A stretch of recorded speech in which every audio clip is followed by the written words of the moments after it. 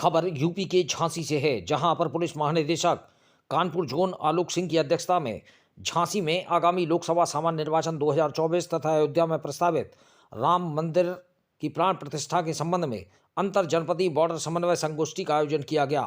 Commissionerate नवीन सभागार में आयोजित इस गोष्ठी में उत्तर प्रदेश और मध्य प्रदेश बॉर्डर के जनपदों में लोकसभा सामान्य निर्वाचन 2024 को सकुशल एवं सौहार्दपूर्ण वातावरण में संपन्न कराए जाने के संबंध में दोनों प्रदेशों के प्रशासनिक एवं पुलिस अधिकारियों के साथ समीक्षा की गई। इस दौरान दोनों प्रदेशों के सीमावर्ती जनपदों के संबंध में चर्चा कर सामान्य जानकारी के साथ साथ भौगोलिक स्थिति की जानकारी की गई, जिसमें उत्तर प्रदेश की सीमा से लगे मध्य प्रदेश के जनपदों के थानों के ग्रामों की सूची तैयार कर आगामी चुनाव की कार्य योजना तैयार की गई।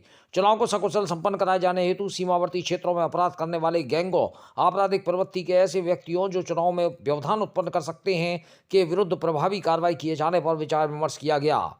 सीमावर्ती जनपदों में अपराधी एक जनपद में अपराध सीमावर्ती जनपद में आश्रय ले लेते हैं। ऐसे अपराधी बार बार अपराध करते रहते हैं। इसे रोकने के लिए अंतर्राज्यीय पुलिस का आपसी तालमेल से अपराधियों की सूची तैयार कर निरोधात्मक कार्रवाई अमल में लाना, दोनों राज्यों की सीमा में निवास करने वाले फरार स्थायी वारंटियों, इनामिया बदमाशों, फरार अपराधियों के साथ साथ जिलावार अपराधियों की सूची तैयार कर इनकी गिरफ्तारी कर वैधानिक कार्रवाई किया जाना बेहद जरूरी है।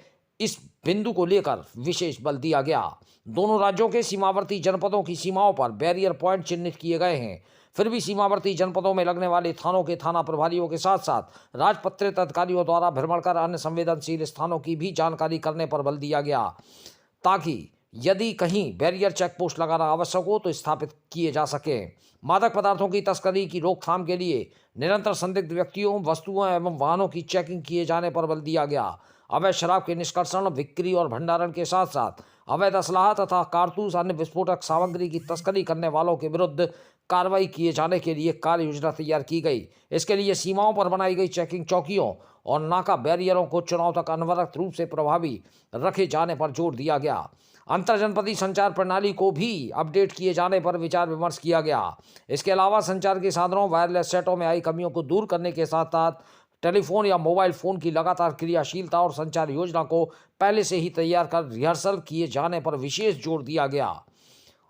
बैठक में अंतर जनपदीय के सीमावर्ती थानों एवं थाना व चौकी प्रभारियों तथा अधिकारियों के दूरभाष नंबरों की सूची का आदान प्रदान किया गया तथा तालमेल बनाए जाने पर विशेष बल दिया गया। झांसी से दीप न्यूज के लिए दीपक चंदेल की रिपोर्ट।